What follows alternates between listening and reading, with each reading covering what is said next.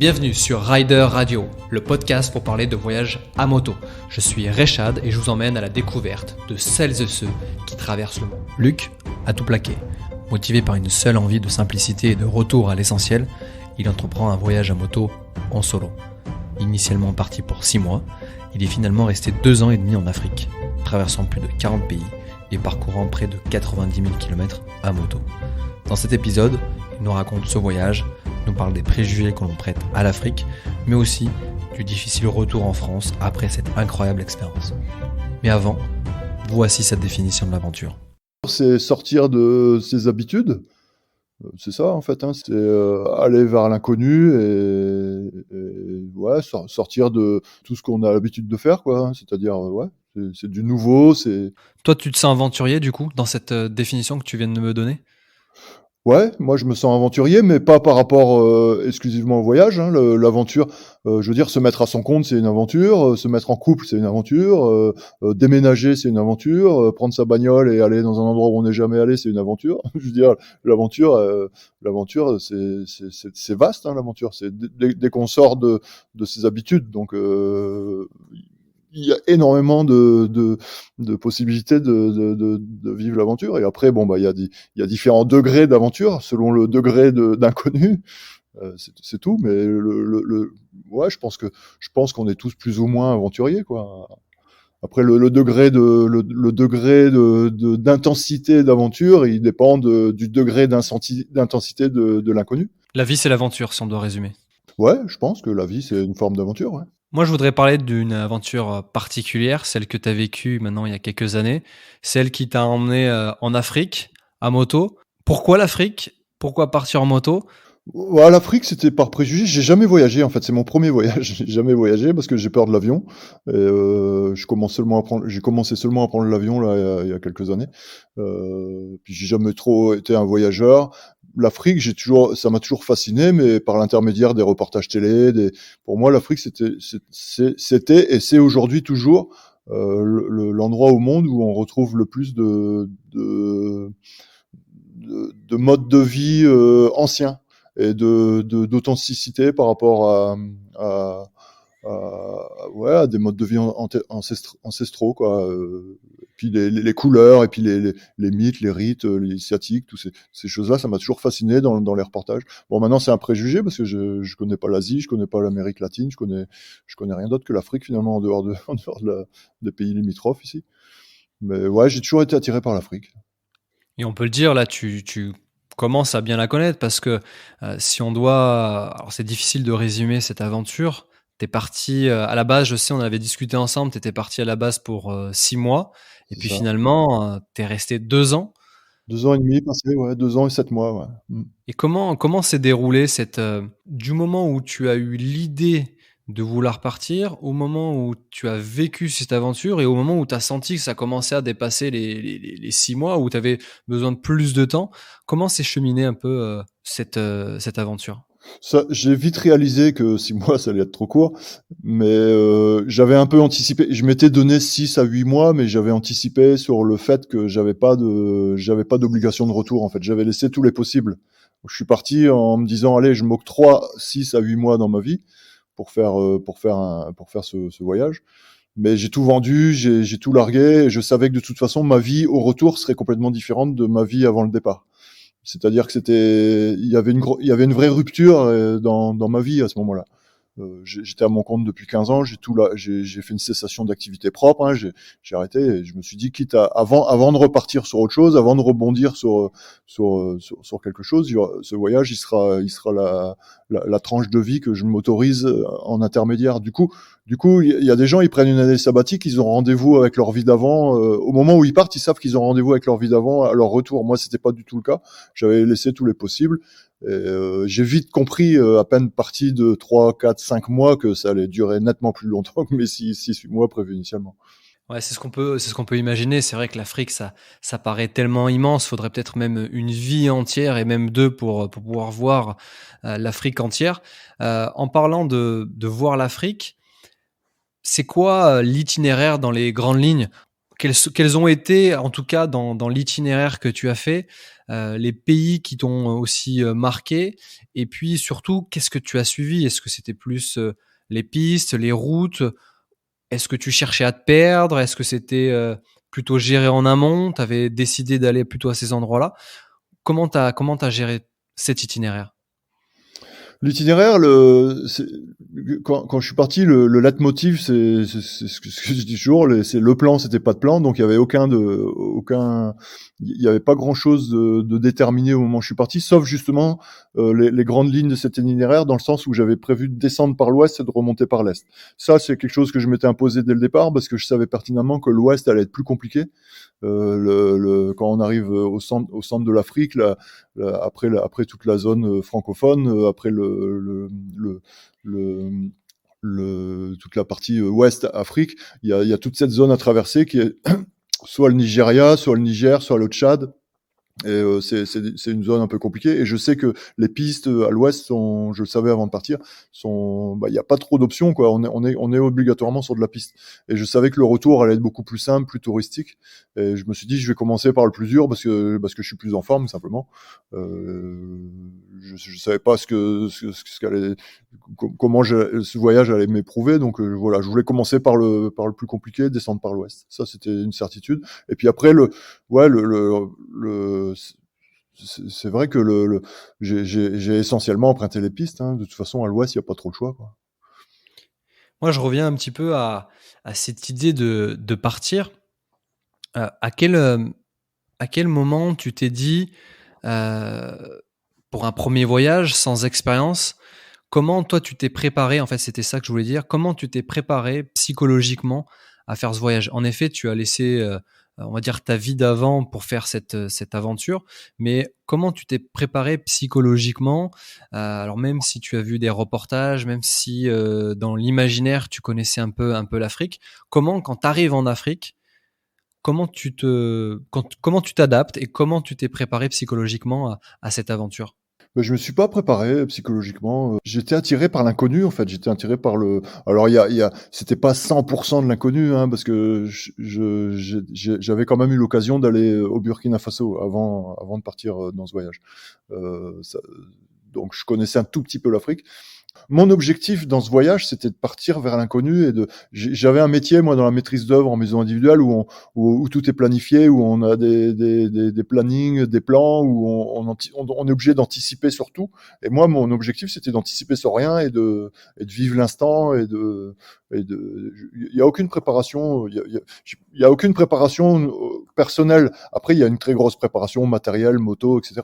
Mais il y a zéro préparation. Je voulais être surpris, je voulais vivre l'inconnu. Du coup, j'ai pas vraiment anticipé sur grand chose, quoi. D'ailleurs, tu parles de préparation aussi, logistique, mécanique. Par rapport à la moto, déjà, la moto, tu peux nous en parler? Il me semble que c'est, alors j'en suis sûr, même c'est une BMW. C'est quel modèle déjà? C'est un 1150 GS. D'accord, et voilà, comment tu l'as préparé? Parce qu'on parlait de préparation, personnelle, mais tu as pas eu une grande préparation, et ça, je le comprends très bien, pas véritablement se préparer, mais plutôt être surpris. Ça, je trouve ça, enfin, c'est un super credo, se dire: «Bah, voilà, je vais à un endroit, je sais pas ce qui va m'attendre», et c'est vrai que c'est le meilleur moyen d'être surpris, et c'est vrai que dans nos vies de tous les jours, qui est tout le temps planifié, c'est vrai que c'est difficile de se faire surprendre. Donc là, je te rejoins complètement sur cette idée d'aller se faire surprendre ailleurs, sur les autres pays comme ça. Heu et au niveau de la moto, en termes de préparation, comment tu as préparé cette BM? Et ben, en fait, j'ai un très bon copain là, Philippe Petit, alias Flop. C'est un copain qui est mécano, qui était mécano BM sur l'île. Ensemble, dans son garage, on a complètement démonté la moto. En fait, c'est pas compliqué. Donc non seulement il m'a appris à être autonome sur pas mal de petites réparations envisageables sur place, mais en plus on a changé complètement toutes les pièces d'usure depuis les roulements, les joints speed, sorties de boîte, etc. Enfin, on a vraiment remis à neuf toutes les pièces d'usure. embrayage céramique, etc. Donc, et du coup, ça m'a permis non seulement de me rassurer quant aux éventuelles interventions que j'aurais à faire sur place, et en plus, ça a permis de préparer la trousse à outils, le minimum indispensable pour pouvoir justement apporter moi-même des solutions techniques, enfin mécaniques sur place, quoi. Et sur ce voyage, du coup, le fait d'avoir bien préparé sa moto, est-ce que tu as eu des difficultés mécaniques sur ce parcours? J'ai eu des difficultés, ouais, et la moto a été, elle a pris cher, comme on dit, quoi. Elle a été menée à elle a vraiment souffert, la machine. J'ai eu des problèmes de démarreur, surtout, dès le départ, enfin, à peine en Mauritanie. Les Bendix qui se décollaient, etc. Enfin, des problèmes de démarreur, mais j'ai toujours trouvé des solutions. En Afrique, on arrive un peu à réparer tout. Ils sont très, très, ils savent s'adapter, quoi, à pas mal de choses.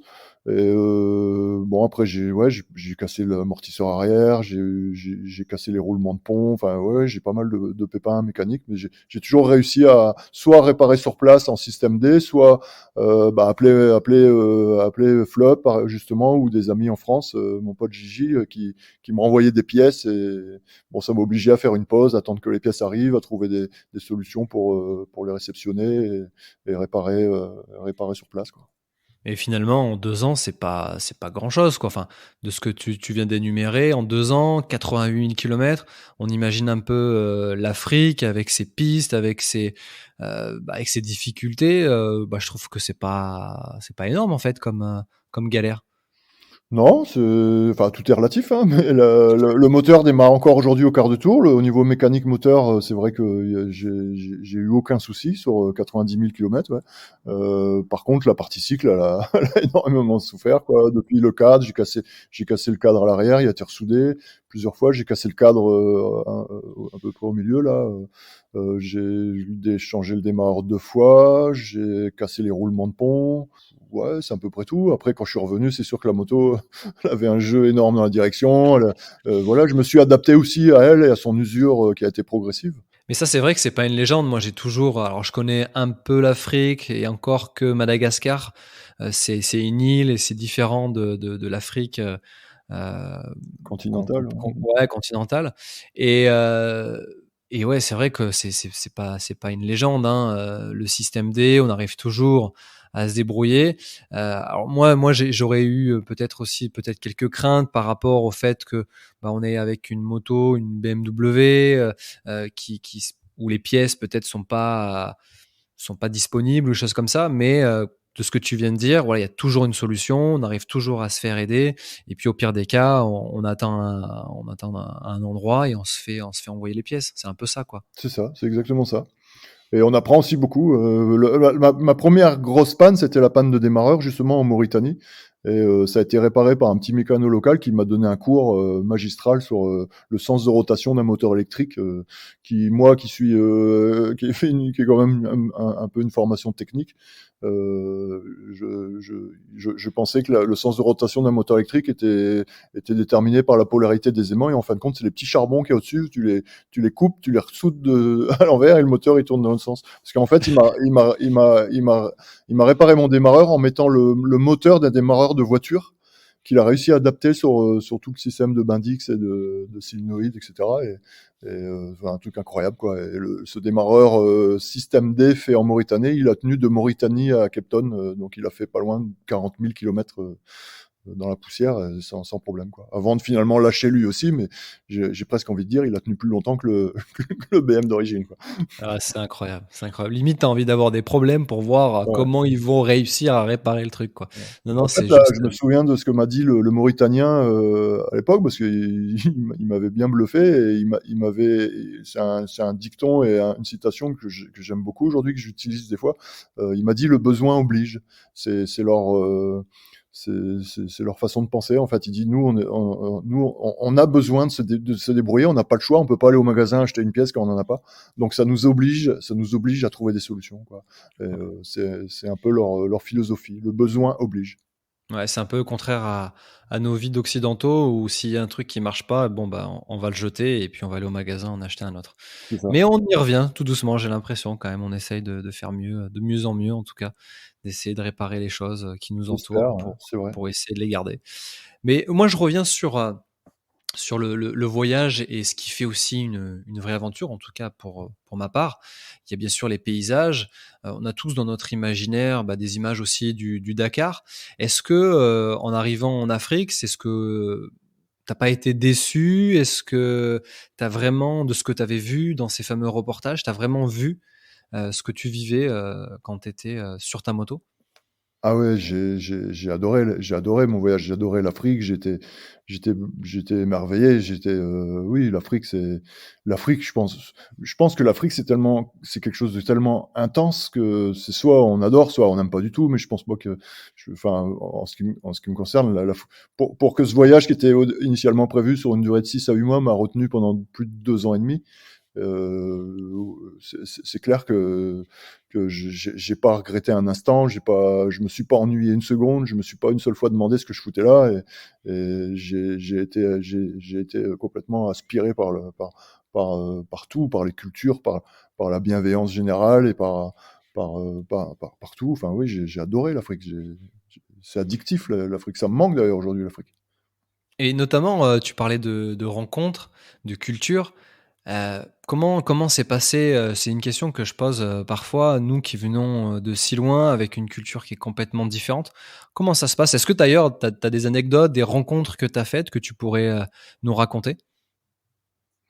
Ah bah, c'est un voyage de rencontre, c'est un voyage de rencontre, donc il y en a tellement, il y en a pas une qui me vient là comme ça. Faudrait donner un thème ou quelque chose. Je Moi, je pensais surtout, tu sais, tu parlais aussi en début du podcast de ces fameuses, fêtes, initiatiques, tu vois? ouais. Qui paraît tellement, étranges, hein, finalement, pour Mmh. nous, les occidentaux. Heu, Ça, est-ce que tu es invité, facilement? Est-ce que les gens sont méfiants aussi à ton égard? Tu disais plutôt qu'ils étaient bienveillants, mais sur ces rites, sur ces choses que tu as, vues, est-ce qu'il y a, est-ce que tu y as été invité, facilement, en fait? C'est ça un peu la question. Ouais, à chaque fois, oui. Maintenant, j'étais souvent dans des zones pas trop touristiques. Les premières fêtes Bassari où je suis allé, par contre, ouais, c'était peut-être un peu, il y avait peut-être un peu plus enfin, il y avait pas de touristes, il y avait des touristes locaux, on va dire, c'était au Sénégal, les fêtes Bassari. Donc, il y avait beaucoup de gens qui venaient regarder ça, mais c'était des Africains, c'était des gens de Dakar et celles qui m'ont le plus impressionné, c'était les fêtes du Houkouli en Éthiopie. Il y avait aucun touriste et j'ai eu aucun problème. Maintenant, j'arrivais pas à un endroit, il y avait une fête et puis 2 jours après, j'étais là. C'était des endroits où j'entendais parler qu'il y avait des rites ou des choses comme ça. J'arrivais sur place et je restais des fois sur place 3 semaines, 3 semaines à m'intégrer, à pas faire de photos, avant avant de finalement être invité à des manifestations comme ça. C'est pas comme si on débarquait pour assister à quelque chose dans un but bien précis. Et je veux dire, soit c'était le hasard, soit j'en entendais parler, mais j'arrivais sans trop me faire d'objectifs précis par rapport à quelque chose. Je me laissais inviter, je me laissais faire par la providence en fait. Ça, c'est un vrai conseil, ça. C'est vrai, hein, pour ceux qui souhaiteraient faire ce type de voyage, qui auraient aussi le même temps. C'est vrai qu'il faut le prendre, ce temps. C'est On a ça. cette chance quand tu voyages, il faut prendre le temps. Faut pas. Et d'ailleurs, c'est ce que dit souvent aussi Thierry, ne pas avaler que les kilomètres. C'est aussi s'attarder. Tu vois, quand tu dis oui, j'ai participé à des fêtes initiatiques. Enfin, tu y es resté 3 semaines. Tu as parlé de pas prendre de photos, donc c'est vraiment dans un esprit où tu vas t'intégrer à ce qui se passe. Et ça me parle beaucoup parce que on a souvent l'idée d'aller très vite, d'aller à un endroit, de voir, de partir, de prendre une photo et d'y aller. Là, c'est complètement inversé. On est vraiment dans cette définition d'aventure. C'est aussi prendre le temps, s'intégrer aux gens qu'on rencontre à travers ces péripéties. Donc ça, c'est vraiment très, très intéressant.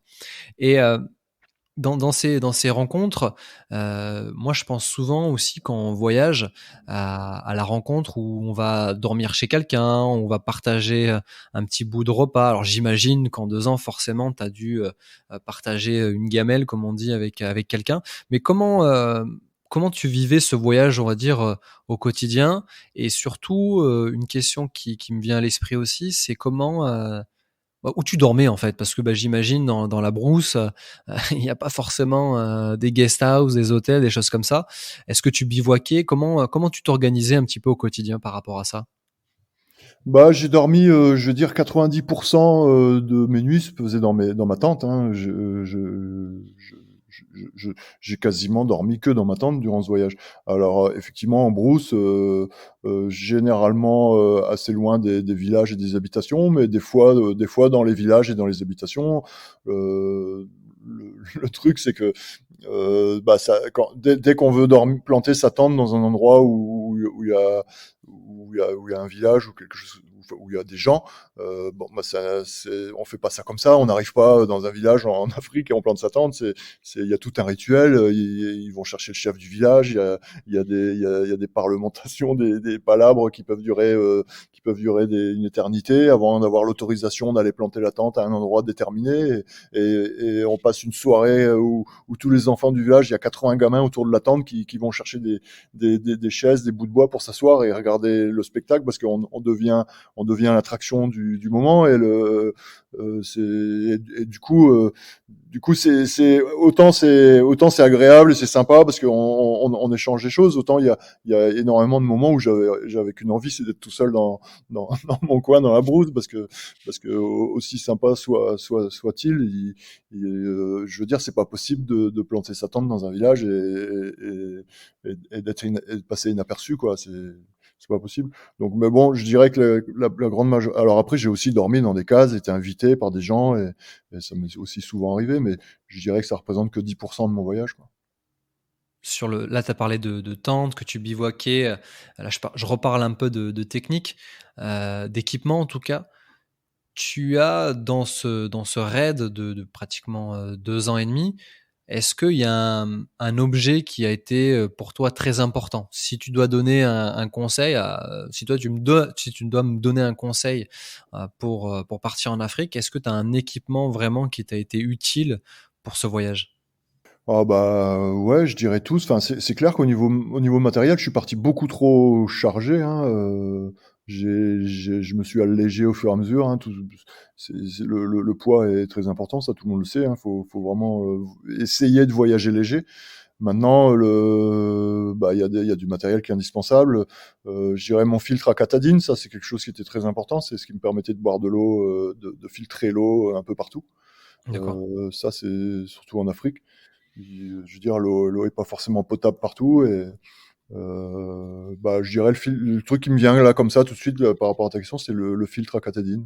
Ouais, non, mais c'est un vrai conseil, tu vois? C'est vrai qu'on Mmh. pense, parfois à des choses, un peu techniques concernant la moto, mais là, tu vois, avoir ce filtre qui permet de boire, bah, dans les rivières, j'imagine, ou C'est ça. même l'eau dans les villages, c'est vrai que c'est en Afrique, c'est un point qui est important. On peut vite tomber malade, hein, et Ouais. puis pas qu'en Afrique, hein, des fois en Asie aussi, donc ouais, ouais, c'est un vrai bon conseil.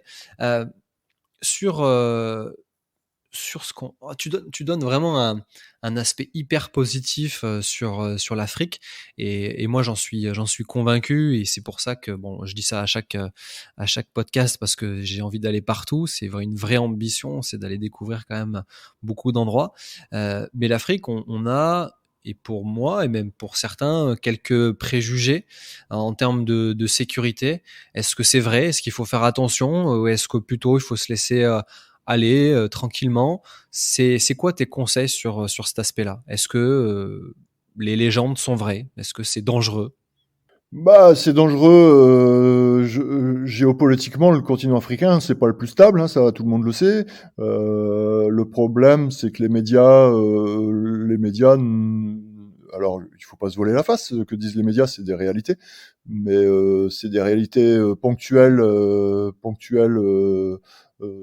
le temps et géographiquement aussi dans des endroits spécifiques. Ça bouge, c'est instable. Maintenant, je dirais que 80, enfin moi j'ai pas fait énormément de mauvaises rencontres. Ça m'est arrivé d'en faire quelques-unes, mais bon, je suis là pour en parler, c'est que ça s'est bien passé. Je pense que ouais, effectivement, il y a beaucoup de préjugés. C'est après il faut, je veux dire, moi, je me fiais quand même un petit peu à diplomatie.gouv là pour aller regarder un peu ce qui se passait, alors, en sachant qu'ils prennent des parapluies énormes parce que forcément ils peuvent pas se responsabiliser à dire allez-y c'est safe et s'il y a un problème on pourrait se retourner contre eux. Donc il faut faire la part des choses, il faut se renseigner sur place puisque justement c'est très instable et que ça bouge. Bon ben voilà, et après faut faire attention. Maintenant je pense que moi, mon voyage m'a globalement plus réconcilié avec la nature humaine que le contraire. Que la bienveillance et l'accueil africain est légendaire et je pense on a tout à apprendre. On a tout à apprendre de l'accueil. En Occident, j'ai un peu le sentiment qu'un étranger suscite l'inquiétude et la méfiance, alors que en, moi, dans mon voyage en Afrique, j'ai vraiment ressenti que le voyageur suscitait le respect, la curiosité et le respect. Oui, moi, j'ai toujours été, enfin, j'ai le sentiment qu'à 99%, j'ai bénéficié d'accueil incroyable, quoi. C'est rassurant et en même temps, j'avais tellement envie d'entendre ça parce que je voulais juste confirmer que c'était ce que tu avais vécu et ça m'étonne pas du tout et ça fait du bien parce que comme tu l'as dit, c'est vrai que, heu, par rapport aux médias, on entend beaucoup de mauvaises choses sur l'Afrique et ça fait du bien là, que ce que tu nous dis et je pense que beaucoup d'auditeurs sur Rider Radio qui peut-être hésitaient à partir en Afrique et ben ça donne encore plus envie d'y retourner, enfin d'y aller plutôt. Mhm. Heu, sur, sur le voyage, alors tu as fait de nombreux pays et c'est une question qui est souvent, difficile parce qu'on peut pas hiérarchiser pardon, les pays sur celui qu'on préfère et celui qu'on aime moins. Mais quel est ton meilleur souvenir et dans quel pays tu as eu les meilleurs souvenirs? Alors, je dirais qu'à l'aller, le pays qui m'a le plus, qui m'a vraiment suscité chez moi le plus d'émotions, c'est le Congo, sans hésiter, la République démocratique du Congo, parce que c'est le pays qui m'a fait peut-être le plus peur dès le départ, parce que la route entre Kinshasa et Lubumbashi, elle est réputée justement pas toujours safe et puis très très difficile. Et, et c'est le pays où je pense que la population souffre énormément.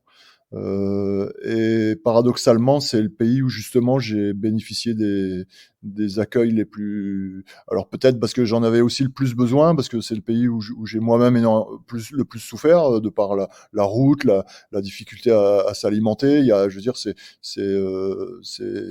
2500 kilomètres presque où il y a rien, hein, où on va pas trouver de commerce, ou même pour trouver de l'essence, c'était des fois un peu compliqué. Enfin bon, c'est pour moi l'aventure à l'aller, elle s'est vraiment située dans ce pays, et c'est là que j'ai du coup.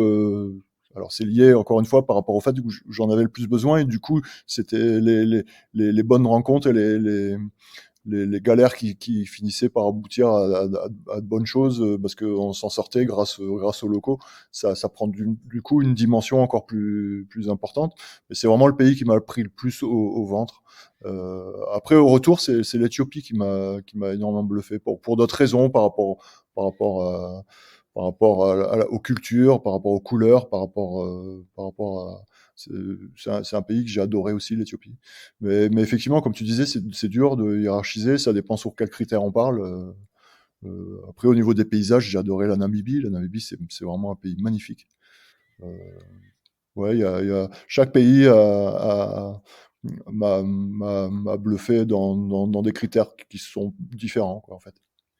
Et d'un point de vue, plus terre à terre, comment tu passais, les frontières? Tu vois, bah, nous en Europe, on n'a pas de frontières, donc on peut circuler un peu comme on veut. On imagine bien qu'en Afrique, il y a des postes frontières et administrativement, comment ça se passe? Est-ce que c'est facile? C'est compliqué? Ça demande, de la préparation? Comment ça se passe? Bah, dans chaque pays, en fait, j'allais dans l'ambassade du pays suivant. La plupart du temps, on va dire que 80% des cas de figure, ça s'est passé comme ça. Après, il y a certains pays où on arrive à passer plus facilement, plus dans le sud de l'Afrique, où les Occidentaux arrivent à passer, à prendre des visas quasi à la frontière. Il y a quand même quelques pays où ça s'est avéré plus compliqué. Et ça, c'est une règle.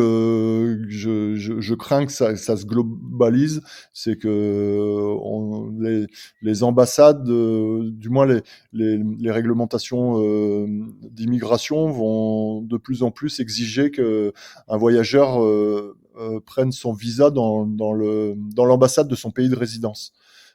Ça s'est avéré vrai pour le Soudan, où j'ai dû envoyer mon passeport en France, parce qu'en fait les ambassades, par exemple, moi français, ça s'est avéré aussi pour le Gabon, il me semble de mémoire. Si tu vas dans le pays d'avant dans l'ambassade pour aller chercher ton visa pour le pays qui suit, le pays d'avant peut se dire, moi je veux pas prendre la responsabilité de t'avoir donné un visa et que tu aies un problème sur place. Je préfère que tu prennes dans l'ambassade de ton pays de résidence. Et ça j'ai peur que ça se généralise un peu. Donc, Ouais, et puis ça risque de complexifier un peu l'affaire parce que c'est vrai que si tu dois envoyer c'est compliqué. Ouais. ton passeport à chaque fois, ouais, ça risque d'être compliqué. Alors Donc, j'étais parti avec 2 passeports, hein, c'est quelque chose qu'on a le droit de faire, pas beaucoup de gens le savent. Il faut demander un passeport un 2e passeport pour incompatibilité de pays. Par exemple, que si vous dites que vous avez l'intention d'aller, par voie terrestre, en Israël et en Arabie Saoudite, par exemple, c'est incompatibilité de pays, on a le droit d'avoir 2 passeports. Alors ça peut s'avérer compliqué parce que j'avais des visas que j'alternais sur les 2 passeports. Et le problème, c'est qu'on règle un problème, mais on en crée un autre parce que ça m'est arrivé d'entrer forcément, d'entrer dans un pays avec un visa qui était dans un passeport, alors que mon visa de sortie du pays précédent était dans l'autre.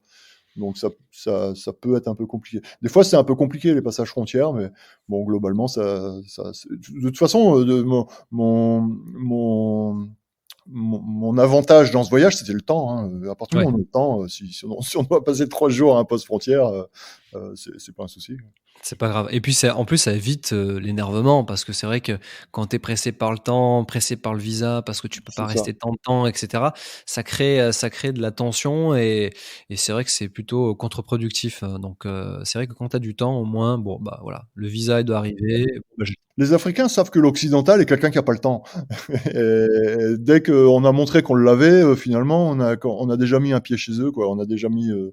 mais ça, c'est un vrai conseil. On disait que le temps, c'est important. Donc, je pense qu'en Afrique, si on veut faire un voyage, il faut se trouver une bulle. Bah, après, voilà, 2 ans et demi, ça risque peut-être pour beaucoup d'être compliqué. Mais en tout cas, de se dire, voilà, si je vais en Afrique, ou en tout cas avoir l'intention de faire au moins qu'une partie, peut-être pas toute l'Afrique, se dire, bah Voilà, voilà, ouais, je vais faire une partie, mais au moins de se dire, ouais, je prends le temps de le faire, bah, déjà pour profiter aussi, des paysages, de la culture, de s'arrêter à un endroit et pas de se dire: «Bah non, mais il faut absolument que j'aille à un autre endroit parce qu'on ouais, m'a». et faire demi-tour même. Moi, ça m'est arrivé de faire demi-tour parce que j'entendais parler qu'au nord, là où j'étais passé 3 semaines avant, il se passait quelque chose qui était intéressant et de remonter. Et voilà, pour moi, c'est vraiment ça. C'est pas d'objectif ni dans l'espace ni dans le temps, quoi.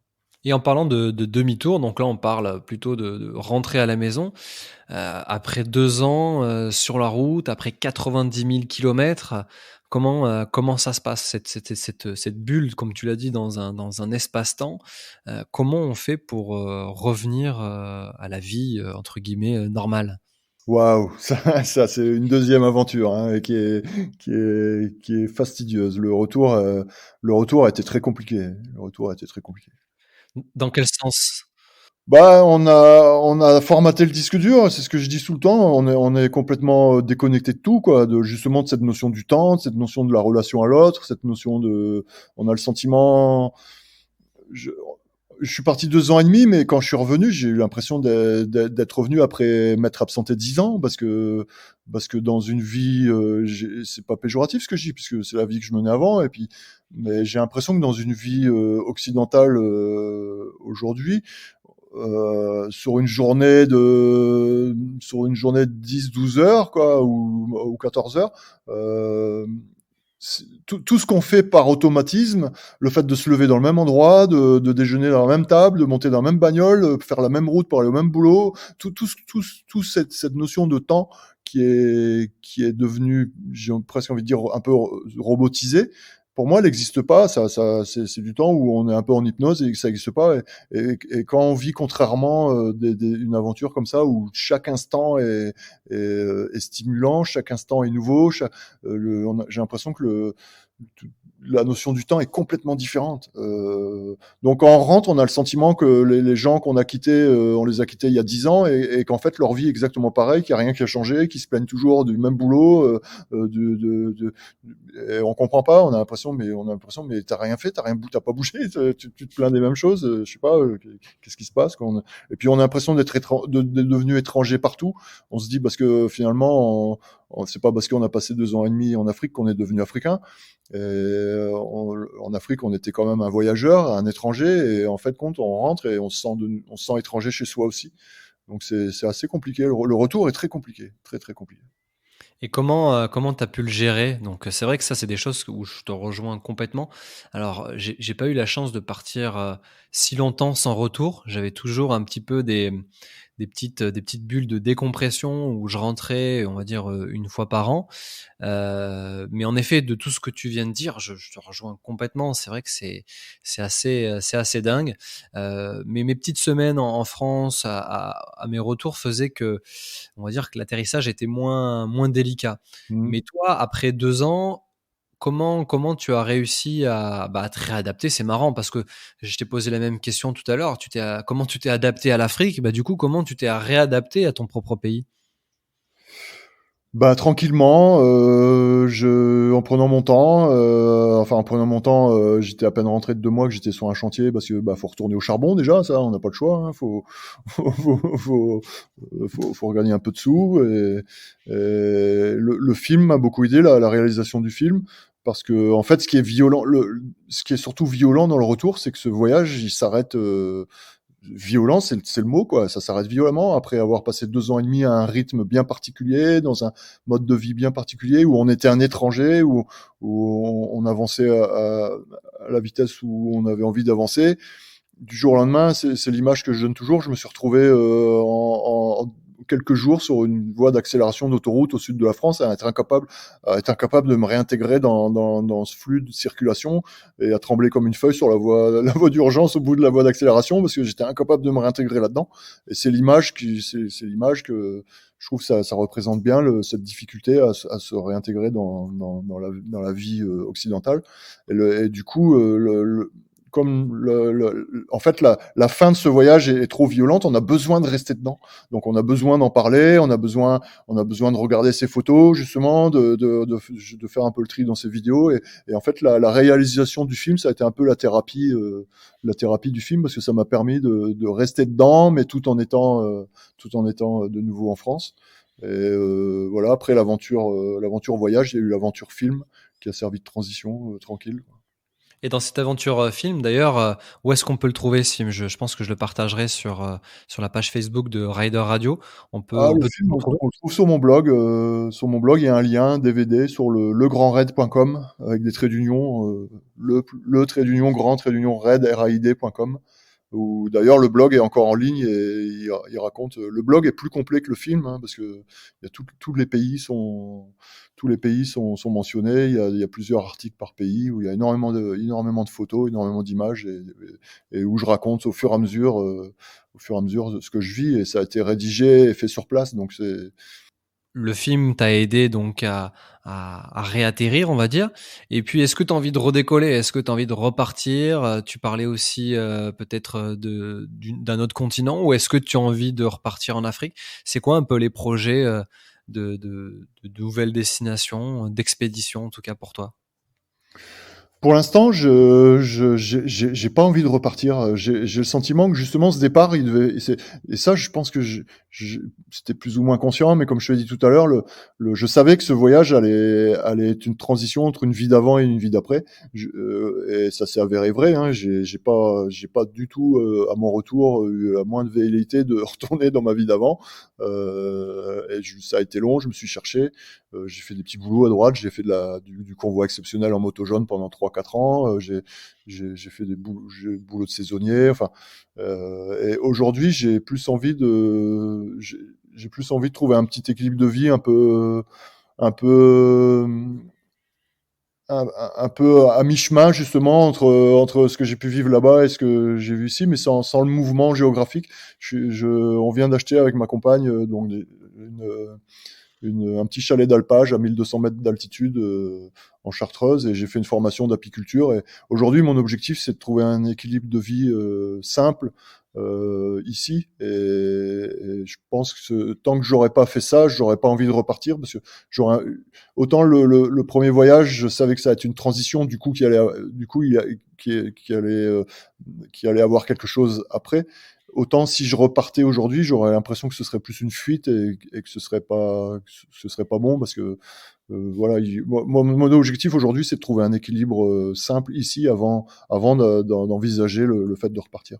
Et est-ce que tu as une citation qui te suit quand c'est parfois difficile je t'imagine sur les pistes africaines ou j'ai vu une partie de ton film où tu es tombé. Est-ce que tu as des citations ou une musique, une chanson qui te suit partout et qui te donne de la force pour avancer? Non, j'ai pas une citation ou une musique particulière. C'est une ambiance générale. Non. Bon, la citation que je t'ai dit tout à l'heure, là, le besoin oblige, ça c'est quelque chose qui m'arrive de réutiliser. Mais non, il y a rien qui me vient là comme ça d'une musique ou d'une citation particulière. Ça marche. Écoute, moi je te remercie pour vraiment ce partage d'expérience. Ça a été vraiment hyper intéressant. Bah, c'est un plaisir. J'avais pas besoin de beaucoup pour aller en Afrique, mais t'en as fait beaucoup pour que vraiment je parte vraiment là-bas quand tout ça sera derrière nous. Comme je te disais, moi je connais un peu Madagascar, mais j'y suis allé quand j'étais jeune, donc j'ai même pas eu une once d'idée de prendre une moto pour y faire un tour. Mais en tout cas, ça me donne vraiment envie. Je pense honnêtement que ça donnera envie aussi à ceux qui suivent Rider Radio. Merci Luc, et puis je te dis à bientôt. Et puis si t'as la bonne idée de me ramener du miel, t'es le bienvenu ici à Clermont. C'est pas tombé dans l'oreille d'un sourd. Dès que je serai productif, je pense à toi. Ça marche. À bientôt Luc, ciao. Salut, merci. Merci pour votre écoute. C'est tout pour aujourd'hui. C'était Rechad pour Rider Radio. Je vous dis à dans 2 semaines pour un nouvel épisode. D'ici là, si vous voulez en savoir plus sur cet épisode, vous pouvez retrouver les photos et autres infos sur la page Facebook et Instagram de Rider Radio. N'hésitez pas à nous donner de la force en nous mettant 5 étoiles et à partager ce podcast. À bientôt, et n'oubliez pas, le voyage n'a pas de frontières.